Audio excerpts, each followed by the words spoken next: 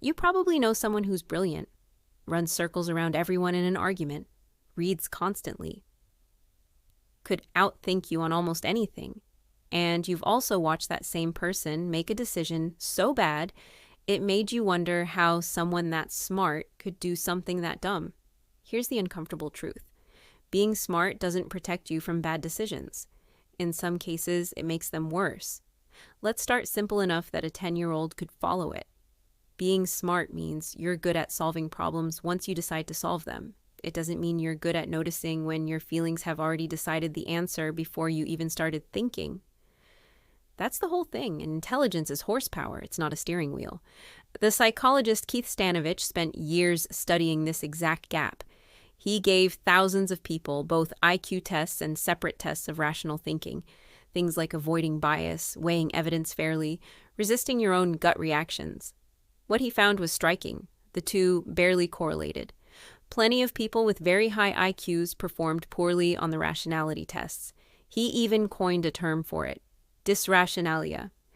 Being smart and being rational turned out to be two almost separate skills, which explains something that used to seem like a contradiction.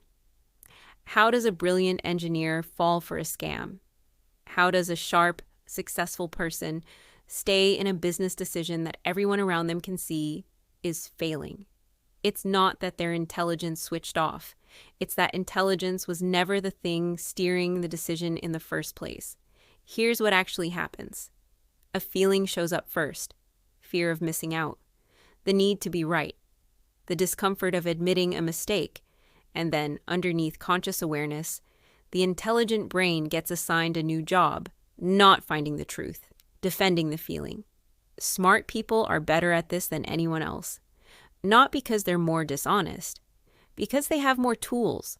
A sharp mind can build an incredibly convincing argument for almost anything, including the thing it already wanted to believe before it started arguing. Think of it like a lawyer.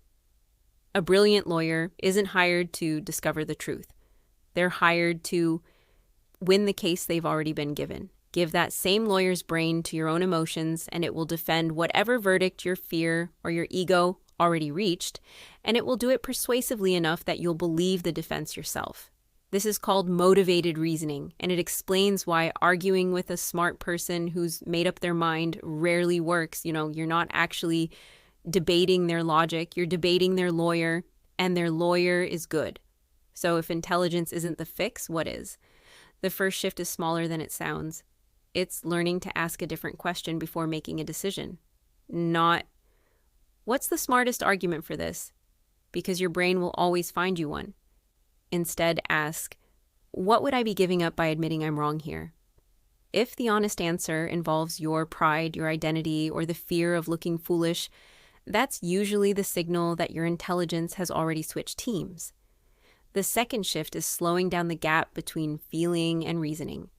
Most bad decisions don't happen because someone thought too little. They happen because the thinking started after the decision was already emotionally made and got used to explain it instead of test it. Stanovich's research suggests the strongest predictor of good decisions isn't raw intelligence at all. It's the willingness to actively look for reasons you might be wrong before you've built the case for why you're right. That's a strange kind of skill to build, because it means using your intelligence against your own first conclusion instead of for it. Most people only ever point their thinking outward, at other people's arguments. Turning it back on your own reaction, in the moment the reaction happens, is rare enough that almost nobody actually practices it. Here's the version simple enough to actually remember. Your smart brain is not your judge, it's your best lawyer. And a lawyer will always defend whoever hired them first. The real question isn't how smart you are, it's who your intelligence is actually working for in the moment you're deciding. Your understanding or your feelings dressed up to look like understanding. Next time you catch yourself building a really good argument for something, pause for 1 second and ask who actually hired the lawyer.